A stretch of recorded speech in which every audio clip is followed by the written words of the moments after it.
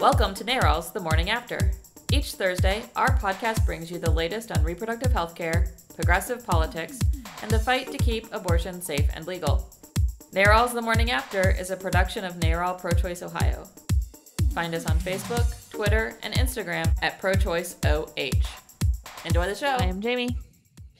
I'm Gabe. Started too early. Yeah. I'm sorry. Did you watch it? I did. Oh my God, it's so amazing. It is very, very cool. The trailer for Rogue One, the brand new Star Wars movie, is out. Yes. I was thrilled to see it. My kids were thrilled to see it. You're thrilled to see it. Yes, it was very awesome. It looks amazing. It does. Ah, But of course, some people not so happy about it. and I don't understand that at all. It's girls, Gabe. It's so, so there was already a huge amount of discussion over episode 7, Mm-hmm. the movie that came out last year, because the lead is a female. You've got Rey, this amazing character who we have here in Lego form. Lego being one of the few toy manufacturers that actually manufactured a toy with her face on it. Right. None of the action figures did. Nothing else. She's the lead in the movie, and you couldn't find her toy on the shelves. No. And then there was all of this grumbling from guys, and they don't want to see a girl in the lead. Yeah. And, Ghostbusters is coming out, and they're grumpy about Ghostbusters. And so now you've got Rogue One, the new movie, and the trailer is introducing this new character, Jyn. Mm-hmm. And she's Who having looks this, even more kick-ass. She totally does. And she's having this conversation with Mon Mothma, a character from Return of the Jedi, who's kind of this matriarch of the movement, of the rebellion. So this trailer automatically passes the Bechdel test, because they were having a conversation, two women discussing something other than guys. Woohoo! So this should be great. And there are critics. Yes. Always critics. Why do there have to be girls in the movie? I just like to look at girls. They're not supposed to talk. They're just supposed to be like superhero girls, scantily clad, that occasionally kick ass, but are just really sidekicks rather than anybody else. I don't get that thinking at all. No, it doesn't make any sense. And this is coming from kind of the fanboy base. And I think it's a minority in the fanboy base. But these are guys that sit around and basically look at women on computers in various forms all day. And probably not in human form very often.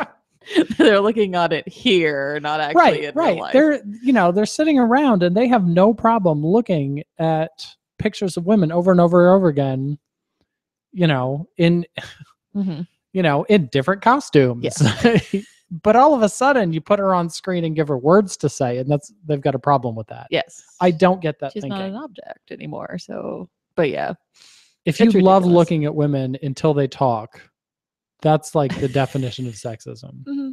And so many Pretty much. guys think, I love women. Mm-hmm. No. But are you complaining that, there's a lead role in a Star Wars movie or in a Ghostbusters movie? Mm-hmm.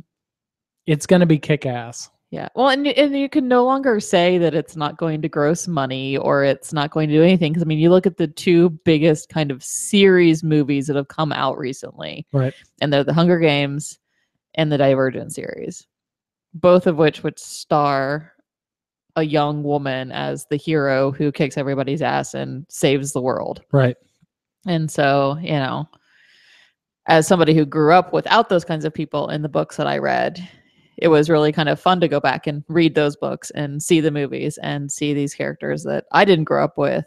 Then hopefully girls now are growing up with and can see that they can kick butt and they can take over and they can save the world. They just don't have to be the damsel in distress that needs to be rescued by the boy. Right. Yeah.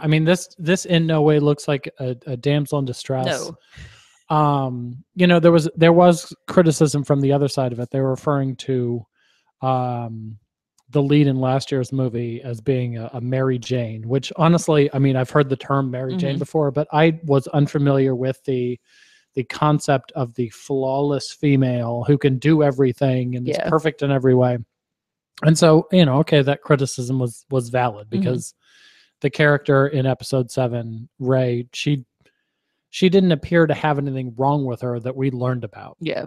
Like she might have difficulties down the road, but we didn't see it in that movie. This new character, this Jyn character, I mean, she's kind of introduced as having some troubled youth. Yeah. The first time we see her, she's in handcuffs because of all of these rules that she's apparently broken, which then makes her great for the rebellion. Yeah. The line, it's a rebellion, right? Right. So, you know, it looks like they've got a three-dimensional character. I think if there was any criticism about the demographics of it, of course, it's, basically another white woman. Yes. You know, we had Princess Leia, we had Rey, now we've got Jyn. You know, there's some Asian American actors in there doing some pretty cool martial arts, probably an appeal to Chinese audiences. Yes, probably. You got Forrest Whitaker and this sort of wise old guy. Yeah. I mean, it could have been Morgan Freeman. So, you know, we're not really breaking the mold there in terms of, you know, portraying. It's a positive portrayal of a black, black character, but it's nothing, you know, fun or groundbreaking. Not like Finn was, you know, Finn was really great. But I think it looks good. So anybody criticizing it, the trailer's been out a day. Yeah. And it's, you know, a whole 45 seconds of a probably 2.5 hour movie. So, you know. No, it looks good. Keep your clothes on. Keep your clothes on. Don't go crazy. Okay. Woohoo. So it's been a busy week. Yes. Other than watching movie trailers. We do things around here occasionally too. Yes. When people come back from vacation eventually. Yeah. And I lied. I said we'd have a full complement, and then I forgot that Randy was going to clip this weekend, so we don't have Randy here today. Right. Either. What's clip again? It's a repro justice civil liberties conference at Hampshire College. It's been happening for years, and I mean, it happened when I was in college, I feel like, so, or shortly thereafter. So it's been something that's been around for a very, very long time. So Annie is actually presenting something on her Jewish faith and reproductive justice. And it sounds like it'll be a great time. Okay. It's fun to see all my friends on Facebook there, but I'm here. But so, on Monday, it was exciting. We met with, folks at Planned Parenthood at the East Clinic that was vandalized a couple weeks ago, with Mayor Ginther. This is the East Columbus Planned Parenthood abortion clinic. Yes. So this is not your, like most Planned Parenthood facilities are, we just refer to them as health centers because they do family planning healthcare. This was an abortion facility that Mayor Ginther came to meet with you guys. Yeah, it was pretty amazing. And and so he put out a statement after the vandalism, condemning the vandalism. We actually saw an arrest in the case about a week and a half ago now, maybe. Okay. Actually, a 70-year-old woman was charged with the vandalism. So we'll see how that case plays out. So, you know, our police responded to it very well, investigated it, and arrested somebody in pretty short order for these kinds of things. So, you know, we thank them for that, of course. And it was good to just be able to talk to him about what our clinics face on a daily basis. You know, so often, if you are not in this work every single day, you don't know how hard it is to sit through the protesters every single day, what the protesters do, the postcard campaigns that we've talked about on the show before against our doctors and those kinds of things. So it was good just to lay it all out. He's, you know, a very smart guy, very well informed. He's been working on infant mortality since he was on council. So he's very up on all the LARC stuff, the long acting reversible contraceptives like IUDs and the implant. So we talked a little bit about that and some novel things that they're actually doing in Cleveland that'd be cool to do here in Columbus with like. But you said that he came ready to talk about yes. Those. So it wasn't just you guys educating him. No, you know. he was there and he was ready to, you know, engage in a conversation, which was awesome. That's something really impressive for an elected official. Yeah. A lot of times we sit down with politicians, and even though they might be on our side, we really got to educate them a lot of times on here's what these terms mean. These are what these medical terms are all about. These are why they're important. He came to the table already educated about the importance of IUDs and infant mortality. That's really great. It really just shows a difference between a state official and a local official on a lot of these things. You know, Kasich talks about how he cares about infant mortality and he throws money at the issue. But here in Columbus, you know, we've got a already existing program called Celebrate One that Ginther was involved with getting started at when he was on council, and is still continuing on it. And actually this week they kind of announced the next step, I guess, the Step 1 program, which, you know, continues that prenatal care and infant mortality stuff, so that we can really, really dive down on what's going on in our community and how we can fix it.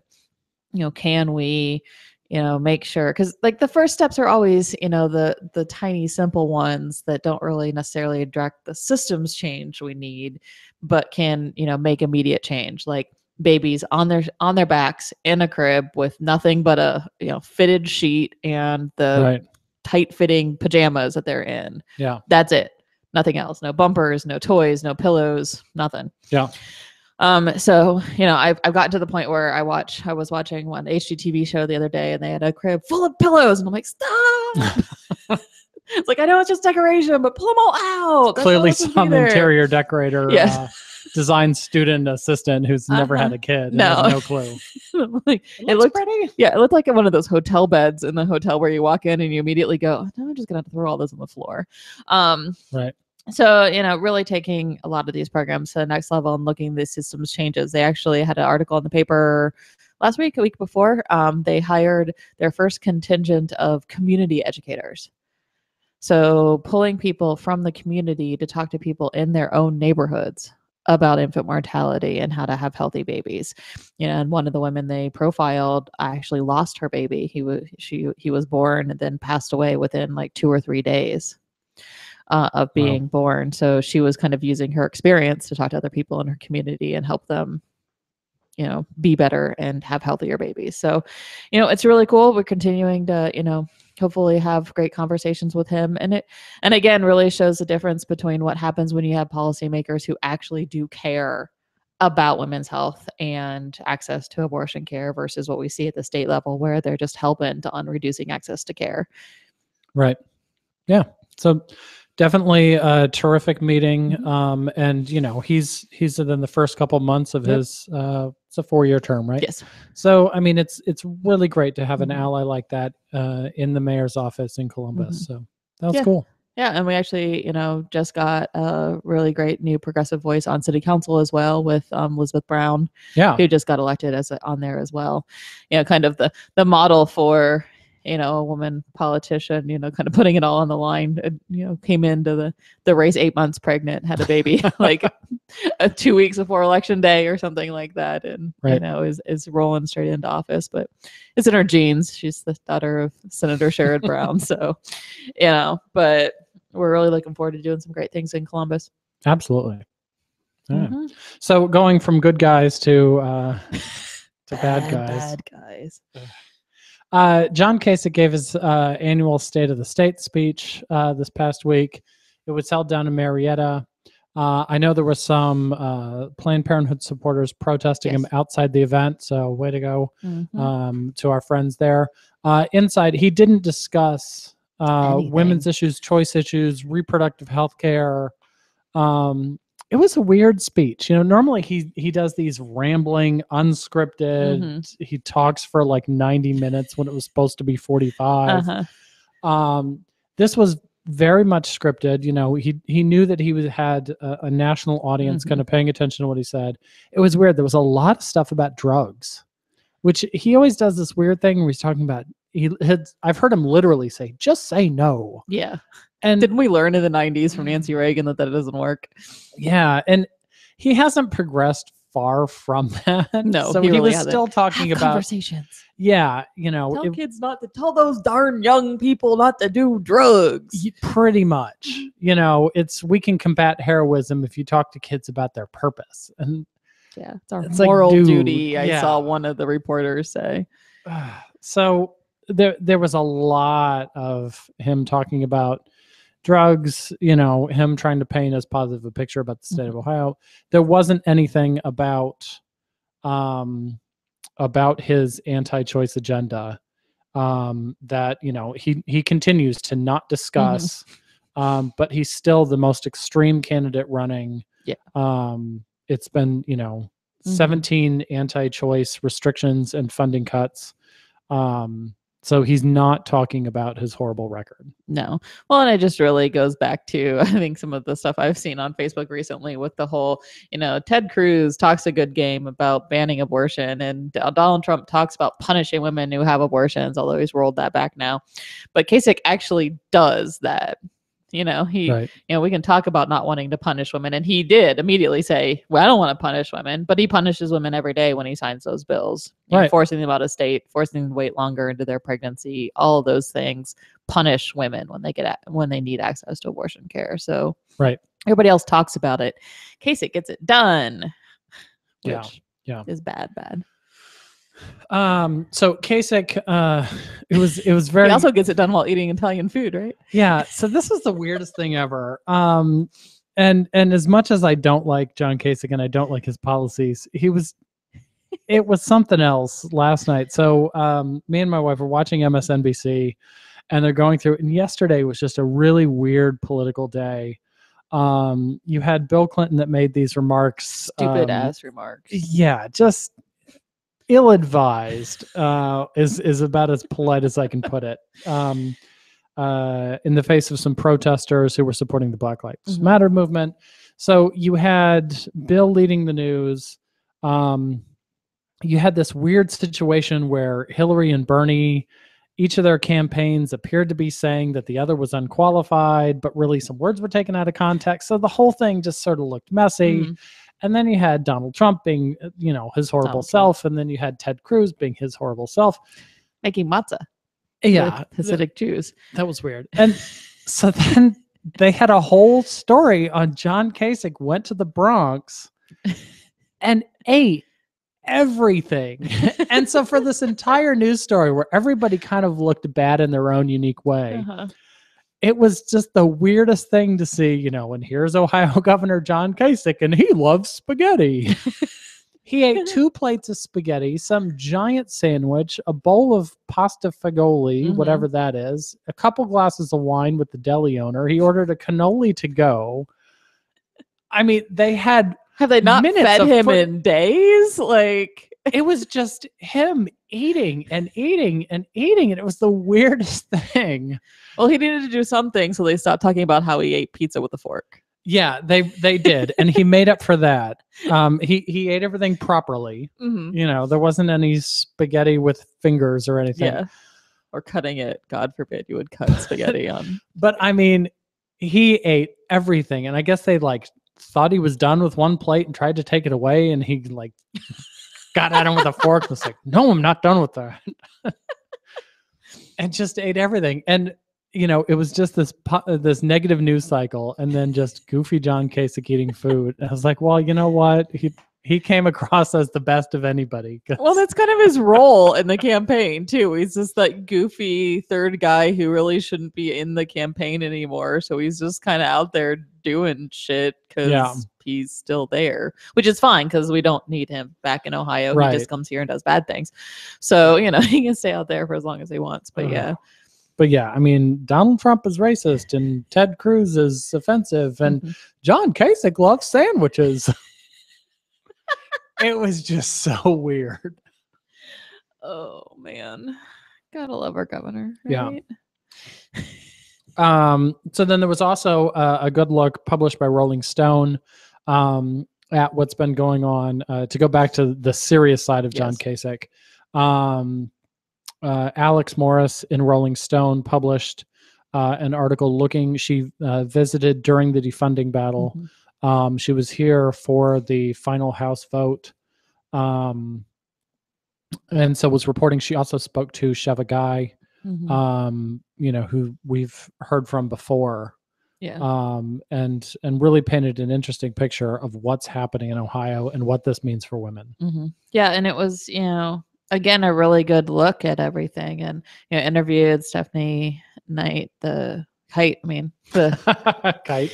Yes, the former CEO, of Planned Parenthood Greater Ohio, and really just really looked at what the real impact of all these bills are. I mean, at the beginning of Kasich's term, when he was actually looking at like the second of the 17 things he's passed, Right. we actually have a woman who did some videotape testimony, actually came to a press conference finally, but had done some videotape testimony on how she had a fatal fetal diagnosis in Ohio that was actually risking her life, and the hospital still even said, no, we can't do anything. Right. And so she came, and that was before all these things had passed. So she had come forward and talked about how scary it was. And when I went to videotape her testimony, I was leaving, and she's like, you know what?